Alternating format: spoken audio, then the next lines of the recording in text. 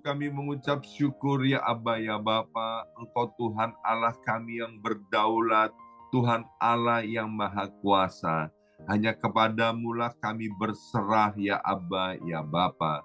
Kami mengucap syukur untuk anugerah-Mu yang tak ada habis-habisnya dalam hidup kami ini. Mari kita berdoa bersama-sama, ulangi seperti apa yang saya ucapkan. Bapa kami yang ada di dalam surga, dikuduskanlah namamu, datanglah kerajaan-Mu, jadilah kehendak-Mu di bumi ini seperti di dalam surga.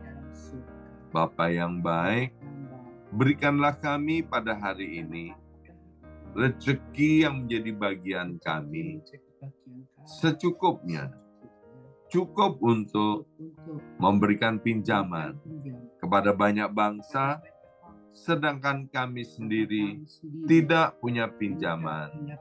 Cukup untuk menjadi saksi Tuhan, mulai dari Yerusalem, Yudea, Samaria, sampai ke ujung-ujung bumi. Cukup untuk menjadikan semua bangsa murid Kristus dan membaptis mereka dalam nama Yesus. Terima kasih Bapa untuk rezeki yang secukupnya, dan ampunilah dosa-dosa kami, ampunilah kesalahan kami, seperti kami pun mengampuni orang-orang yang bersalah kepada kami. Dan janganlah masukkan kami ini ke dalam pencobaan, tetapi bebaskanlah kami dari segala yang jahat. Sebab Engkaulah yang empunya kerajaan, kuasa, dan kemuliaan sampai selama-lamanya. Dalam nama Tuhan Yesus, kami sudah berdoa. Haleluya, haleluya, haleluya. Mari Bapak Ibu sekalian, sekarang kita bersama-sama secara serempak dan serentak kita akan menggemakan Mazmur 91 dengan suara yang keras, dengan suara yang lantang dari tempat kita masing-masing. Alkitab berkata, mati dan hidup dikuasai oleh lidah. Siapa suka menggemakannya akan memakan buahnya. 2, 3, Mazmur 91.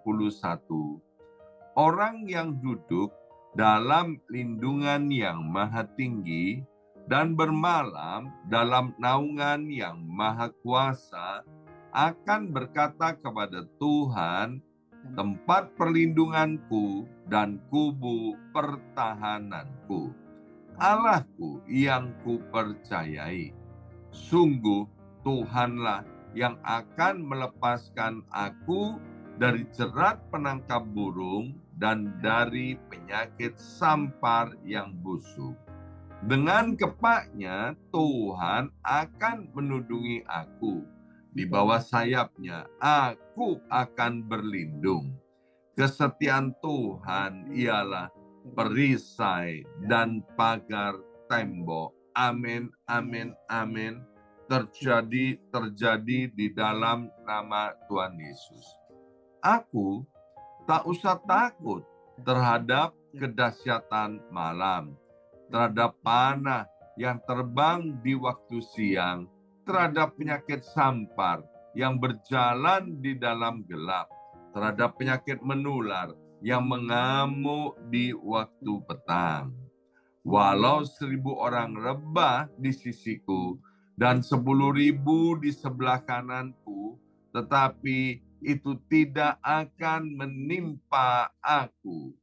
Aku hanya menontonnya dengan mataku sendiri dan melihat pembalasan terhadap orang-orang fasik. Sebab Tuhan ialah tempat perlindunganku, yang maha tinggi telah kubuat tempat perteduhanku. Amin, amin, amin. Terjadi di dalam nama Tuhan Yesus. Malapetaka tidak akan menimpa aku, dan tulah tidak akan mendekat kepada kemahku. Sebab malaikat-malaikat Tuhan akan diperintahkan oleh Tuhan kepadaku untuk menjaga aku di segala jalanku. Para malaikat Tuhan akan menatang aku di atas tangannya, supaya kakiku jangan terantuk kepada batu. Singa dan ular tedung akan aku langkai. Aku akan menginjak anak singa dan ular naga. Amin, amin, amin. Terjadi di dalam nama Tuhan Yesus. Sungguh hatiku melekat kepada Tuhan, maka Tuhan akan meluputkan aku, Tuhan akan membentengi aku, sebab aku mengenal nama Tuhan. Bila aku berseru kepada Tuhan, Tuhan akan menjawab. Tuhan akan menyertai aku dalam kesesakan. Tuhan akan meluputkan aku dan memuliakan aku. Dengan panjang umur akan Tuhan kenyangkan aku, dan akan Tuhan perlihatkan kepadaku keselamatan daripadanya. Amin, amin, amin. Terjadi di dalam nama Tuhan Yesus. Kami mengucap syukur ya Aba ya Bapa, kalau pada kesempatan yang baik di akhir pekan ini, kembali kami boleh mendengarkan sebagian daripada kebenaran firman Tuhan.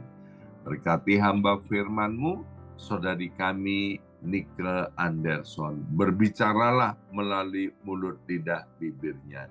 Terima kasih Bapa, dalam nama Yesus. Yang siap mendengarkan dan diberkati oleh firman Tuhan, angkat jempolnya ke depan, katakan amin 3 kali. Amin. Amin, amin, Amin. amin. Salam kebangkitan, salam Salam kemuliaan. kebangkitan. Salam Semangat kemenangan. pagi. Semangat pagi. Ya, senang sekali hari ini Sabtu 14 September 2024 boleh bersama-sama kembali dengan Bapak Ibu semuanya. Apa kabarnya semuanya? Luar biasa. Luar biasa. Baik Bapak Ibu, kembali hari ini kita akan dilayani oleh saudari kita yang diurapi Tuhan, yaitu Amin. Nike Anderson. Silakan Nike. Shalom. Ya, shalom, Shalom Bapak shalom. Ibu, saudara-saudari yang terkasih dalam Tuhan Yesus. Jumpa lagi kita ya. Selamat pagi yang ada di Amerika dan selamat sore yang ada di Indonesia. Sekali lagi, salam kemenangan, salam penuaian, salam kebangkitan, salam sukacita. Happy Saturday ya. Tuhan Yesus memberkati kita semua, Tuhan Yesus menyertai kita semua. Pada hari ini, mari kita bersama-sama merenungkan firman-Nya. Saya memberikan tema yaitu belajar mengenal hukum kehidupan. Hari-hari ini, jangankan hukum secara alkitabiah, hukum yang sering kita jalani dalam kehidupan ini aja, orang masih suka nggak taat. Orang tuh kadang dikasih hukum bukan untuk ditaati, tapi untuk dilanggar. Banyak yang terjadi demikian. Saya juga mau bertobat, saya juga pernah melanggar hukum, dan kita semua saya percaya nggak terlepas pasti pernah melanggar hukum. Benar apa nggak benar? Tapi kita mau belajar akan kebenaran firman Tuhan untuk kita ini benar-benar mau mentaati hukum. Kalau kita tidak taat akan hukum, itu kerugian terjadi atas hidup kita. Kalau kita tidak taat, ya kita akan menerima konsekuensinya. Apalagi hukum yang ada di Alkitabiah. Itu yang harus benar-benar lebih kita taati. Hukum yang di dunia aja harus kita taati, apalagi hukum secara alkitabiah. Salah satunya aja simple. Saya ini kalau ke gereja cari parkir itu kadang susah ya. Datang pagian, kebaktian yang jam 8 belum selesai. Jadi tempat parkir juga akan penuh gitu ya. Jadi puter. Tapi saya harus datang pagian karena saya bertugas. Jadi agak sulit cari parkir karena kebaktian jam 8 belum pulang orang-orangnya. Jadi cari parkir tuh juga penuh. Jadi kadang nekat-nekat juga ya. Yang parkir tulisannya only 2 hour, hanya cuma 2 jam. Ya udah kita parkir kadang di situ.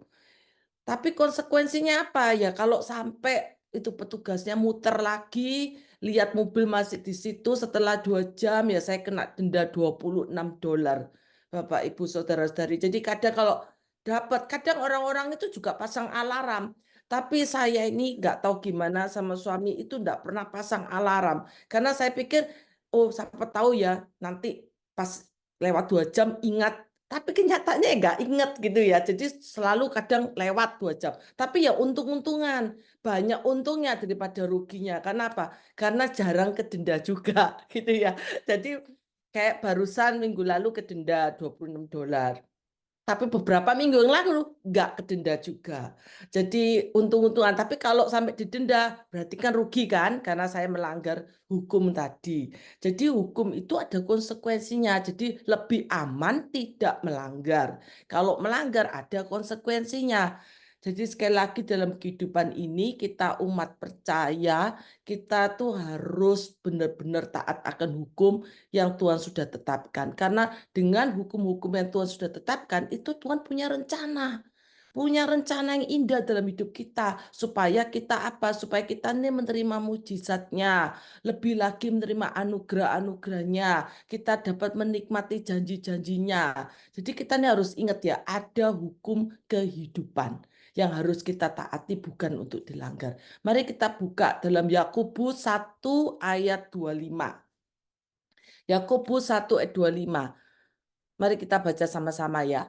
Tetapi barang siapa meneliti hukum yang sempurna, yaitu hukum yang memerdekakan orang, dan ia bertekun di dalamnya. Jadi bukan hanya untuk mendengar dan melupakannya, tetapi apa katanya di sini? Tetapi sungguh-sungguh melakukannya. Maka dikatakan apa janji firman Tuhan? Ia akan berbahagia oleh apa? Oleh perbuatannya. Jadi sungguh-sungguh melakukannya. Bukan setengah-setengah. Menjalani Tuhan mau kita hukum yang sudah Tuhan tetapkan dalam kehidupan kita ini secara Alkitabiah, secara firman Tuhan, di mana Tuhan yang berfirman, itu kita harus sungguh-sungguh melakukannya. Maka janji Tuhan, ia akan berbahagia oleh perbuatannya. Jadi diperlukan kedisiplinan di sini, di mana kita membangun diri kita sendiri dan membangun orang lain. Kita jadi contoh yang baik ya, karena kita selalu taat dan melakukan terus-menerus, maka otomatis kita akan menjadi pelaku firman-Nya. Kalau kita selalu melakukan terus-menerus, otomatis kita ini disiplin.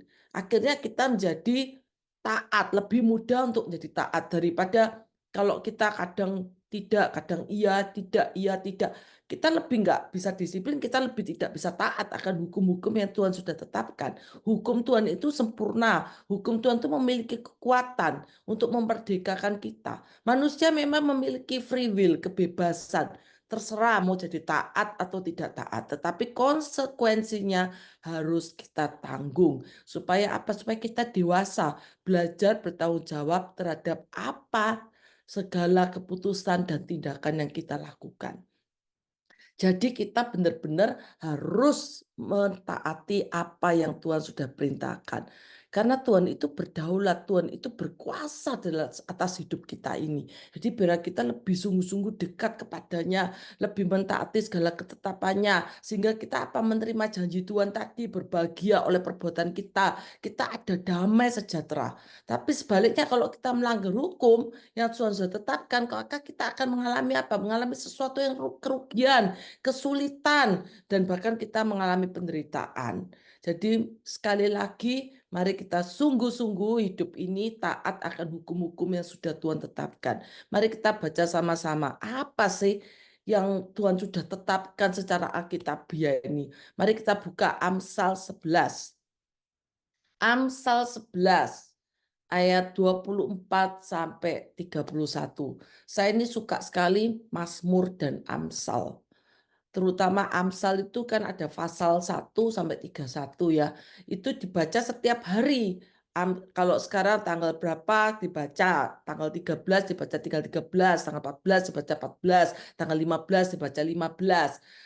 Itu benar-benar wisdom, hikmat Tuhan di dalam Amsal itu ya. Sekali lagi buka Amsal 11, 24 sampai 31. Ada yang menyebar harta, tetapi bertambah kaya. Ajaib ya hukum Tuhan itu ya, suruh nyebar harta bukan kekurangan, tetapi tambah kaya. Ada yang menghemat secara luar biasa, namun selalu apa?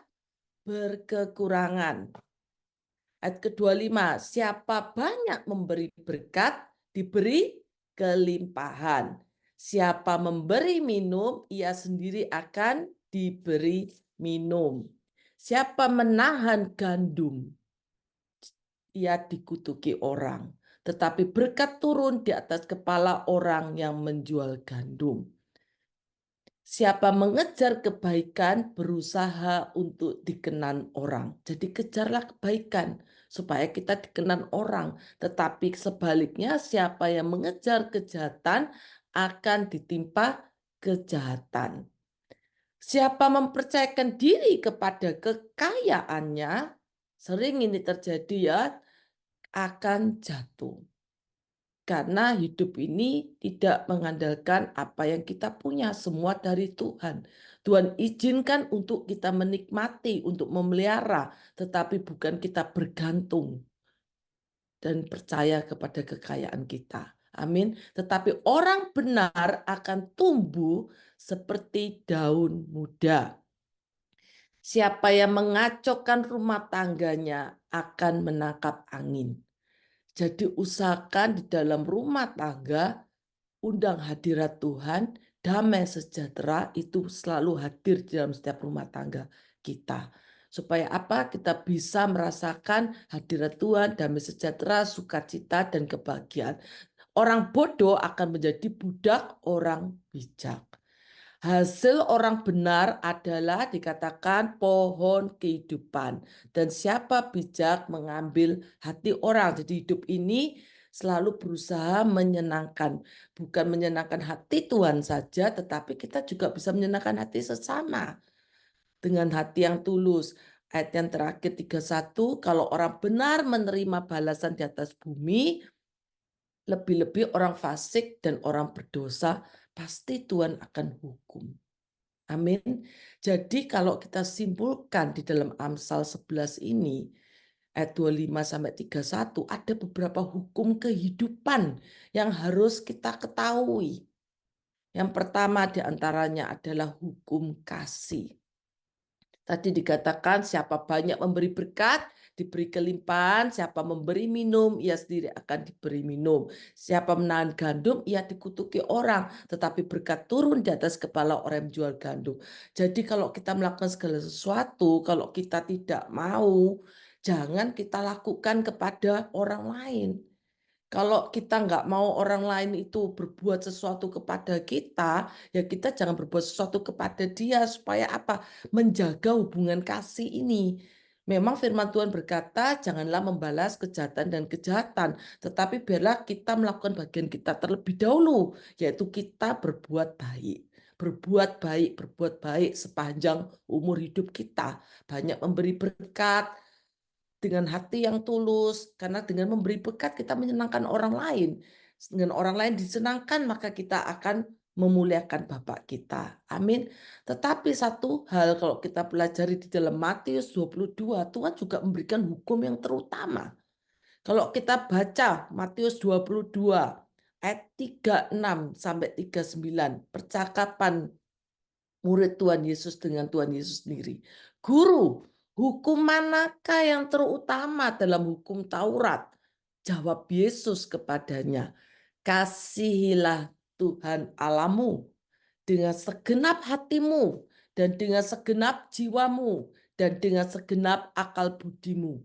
Firman Tuhan dikatakan di ayat 38, itulah hukum terutama dan yang pertama. Dan hukum yang kedua yang sama dengan itu ialah kasihlah sesamamu manusia seperti dirimu sendiri. Karena kasih itu benar-benar luar biasa.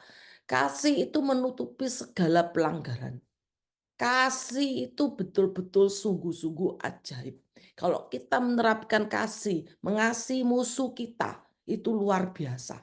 Mengasihi orang yang berbaik sama kita karena dia suka kasih kita, suka memberi kita, suka menolong kita, itu masih biasa. Karena orang dunia pun juga melakukan demikian. Kamu kasih aku sesuatu yang baik, aku juga kasih kamu. Tapi kalau kamu nggak mengasihi aku nggak mungkin mengasihi kamu. Itu hukum dunia. Tetapi kalau hukum firman Tuhan, kasihlah musuhmu seperti dirimu sendiri. Itu yang berat. Tapi kalau kita bisa melakukan janji Tuhan, berkat Tuhan, itu akan turun atas hidup kita. Kasih itu ya sabar. Kasih itu murah hati. Kasih itu enggak cemburu, enggak megah diri, enggak sombong. Kasih itu juga berbuat yang sopan, tidak mencari keuntungan diri sendiri, enggak gampang marah, enggak gampang nyimpen kesalahan orang. Kalau kita nyimpen kesalahan orang, kita jadi curiga, kita jadi kecewa, kita jadi merasa hal yang ingin membalas. Kita juga enggak harus hidup dalam kasih dan kebenaran. Jadi kasih itu menutupi segala sesuatu ya. Jadi kasih itu benar-benar luar biasa. Seperti Tuhan Yesus sudah mempraktekannya. Dia lebih dahulu mengasihi kita. Amin. Dia menyelamatkan hidup kita. Maka jangan sia-siakan keselamatan yang sudah Tuhan berikan. Yang kedua, tadi dikatakan kasihlah sesamamu manusia seperti dirimu sendiri. Jadi kita benar-benar mau hidup di dalam kasih. Itulah hukum Tuhan ya. Yang berikutnya kalau kita pelajari hukum apa dalam kehidupan ini yang harus Tuhan ingatkan dalam hidup kita. Yaitu hukum tabur tuai. Kalau kita tadi baca di ayat 24, ada yang menyebar harta tetapi bertambah kaya. Ada yang menghemat secara luar biasa namun selalu berkekurangan. Firman Tuhan juga dikatakan, orang yang nabur sedikit akan menuai sedikit. Orang yang menabur banyak akan menuai banyak juga. Jadi biarlah kita menabur secara kerelaan hati. Jangan dengan terpaksa. Jadi kalau kita memberi harus dengan apa? Sukacita. Jadi memberi dengan sukacita. Jangan memberi dengan terpaksa. Maka apa yang kita beri itu menjadi sia-sia. Karena Tuhan itu melihat hati. Kalau manusia melihat apa yang kelihatan, tapi Tuhan itu melihat hati kita. Tidak ada yang tersembunyi di hadapannya. Amin. Jadi sekali lagi hukum tabur tuai memberi dengan sukacita akan mendatangkan berkat. Jadi harus tulus hati, sukacita, nggak merasa kehilangan, nggak merasa wah rugi aku, sudah nggak apa-apa daripada nggak memberi supaya kelihatan baik. Jangan, Tuhan tahu motivasi kita. Motivasi kita mungkin orang lain tidak tahu, tetapi Tuhan tahu. Tuhan tidak pernah tidak tahu. Tuhan adalah Allah Maha Tahu. Amin. Ya selanjutnya kalau kita perhatikan di dalam Amsal ini tadi, Amsal 11. Hukum apalagi? Hukum kebenaran di ayat 27 sampai 29. Siapa mengejar kebaikan berusaha untuk dikenan orang, tetapi siapa mengejar kejahatan akan ditimpa kejahatan. Itu hukum kebenaran, benar. Siapa yang mempercayakan dirinya kepada kekayaan akan jatuh. Itu sudah pasti.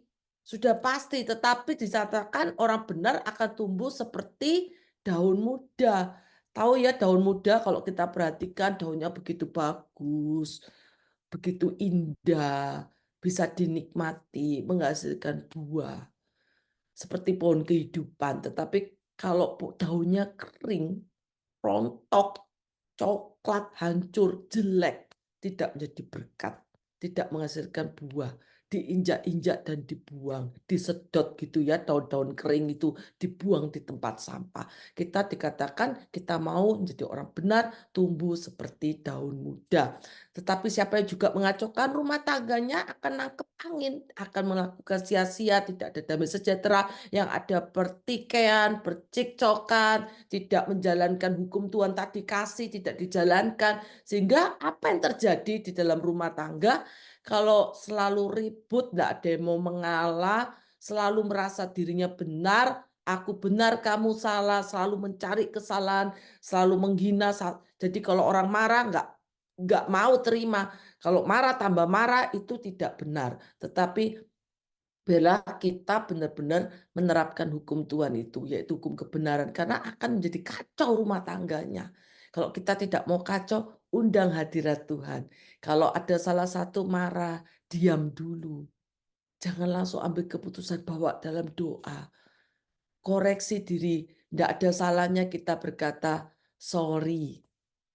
Amin. Sekali lagi katakan, sorry aku salah.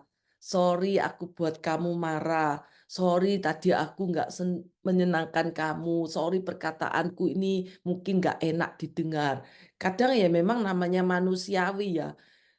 Nggak ada orang hebat yang kudus gitu, penuh kasih, itu Tuhan Yesus memang.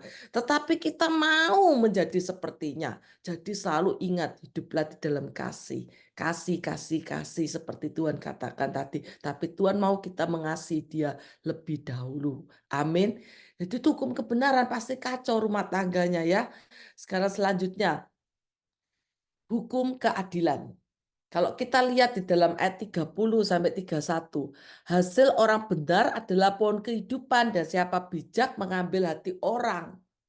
Amin. Jadi kalau kita harus hidup menyenangkan hati Tuhan dan berbuat baik sepanjang umur hidup kita. Kalau orang benar itu pasti menerima balasan di atas bumi. Dan jangan kita iri kepada orang-orang dunia, orang-orang fasik, orang-orang berdosa. Kok enak ya hidupnya ya?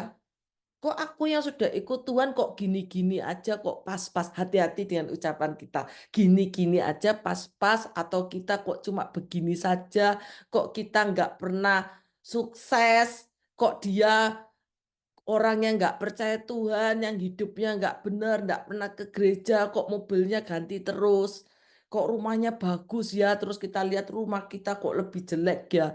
Nah, itu berarti kita sudah membandingkan ya. Hati kita sudah nggak benar, tetapi kita harus datang pada sumber berkatnya. Nggak usah lihat kiri kanan, datang kepada sumber berkatnya, yaitu Tuhan Yesus Kristus, Tuhan kita Allah yang hidup. Kalau kita berseru kepadanya, maka apa yang tidak pernah kita pikirkan, Tuhan pasti genapi. Tuhan pasti memberi apa yang tidak pernah kita pikirkan, kita tidak bayangkan. Memang iman tanpa perbuatan itu mati. Jadi kita bayangkan, kita dengan iman kita berjalan dan kita lakukan apa yang menjadi bagian kita. Ada upah dari setiap hal yang kita kerjakan. Kalau kita males, intinya kalau kita juga males, walaupun kita sudah berdoa, kita sudah berseru, kita sudah beriman, tapi kita cuma duduk-duduk manis, tidak melakukan bagian kita, ya gimana mau sukses? Amin.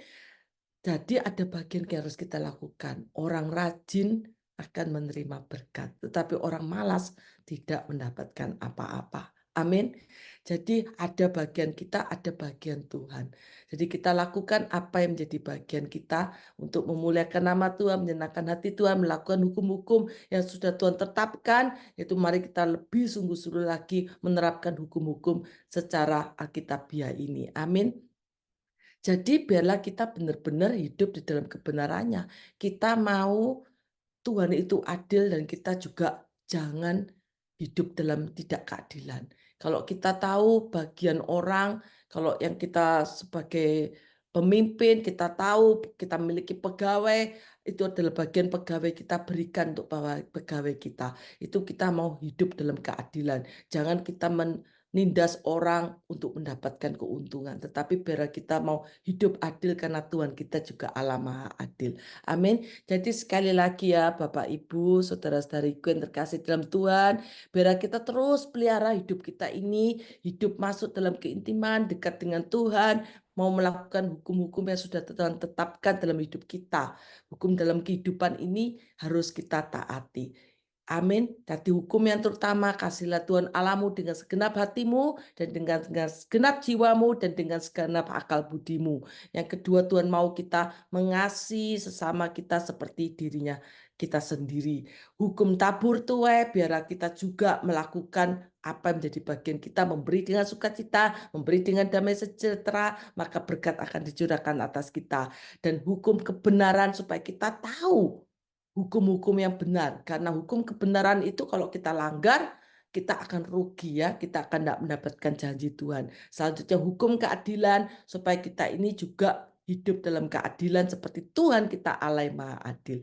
Amin, amin, amin. Jadi biarlah kita tadi dikatakan di dalam Yakobus 1 ayat 25, kita bukan sebagai pendengar saja, tetapi kita mau melakukan firman-Nya. Hukum-hukum ketetapan yang sudah Tuhan berikan untuk kita lebih disiplin lagi melakukan sehingga kita boleh berbahagia menerima janji-janji firman-Nya. Amin. Mari kita berdoa.